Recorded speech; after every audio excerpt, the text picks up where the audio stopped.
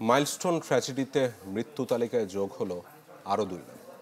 সকালে মারা যায় চতুর্থ শ্রেণীর শিক্ষার্থী আইমান। তার মৃত্যুর 4.5 ঘন্টা পর মারা গেছে সপ্তম শ্রেণীর ছাত্র মাকিন।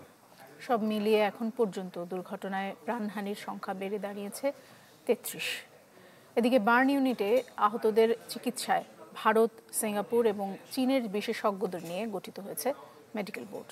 ম্যাগিও ঠিক আমার মতোই কোয়ালিটিতে কোনো ছাড় দেয় না। 7টি দেশের সেরা খামার থেকে আসে ম্যাগি নুডলসের ময়দা। মা হিসেবে এটাই আমার জন্য গিফট। বার্ন ইনস্টিটিউট থেকে একে একে আসছে মৃত্যুর খবর। এবার ফেরানো গেল না 10 বছরের ছোট্ট আইমানকে।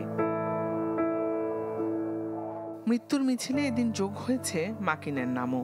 21 জুলাই থেকে মৃত্যুর সঙ্গে লড়ে হার মানল সেও।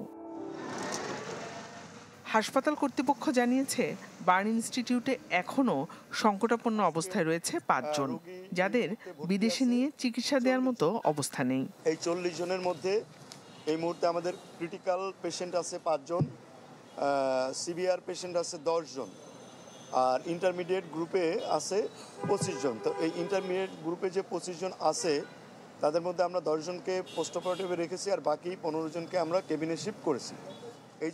বার্ন ইনস্টিটিউটে একজন তত্ত্বাবধায়কের অধীনে ভারত, সিঙ্গাপুর ও চীনের বিশেষজ্ঞ চিকিৎসকদের নিয়ে গঠিত হয়েছে মেডিকেল বোর্ড, যাদের পরামর্শের ভিত্তিতে চলছে আহতদের সেবা। এদিকে সংক্রমণ রোধে সর্বসাধারণের প্রবেশে কড়া বিধিনিষেধ আরোপ করেছে হাসপাতাল কর্তৃপক্ষ।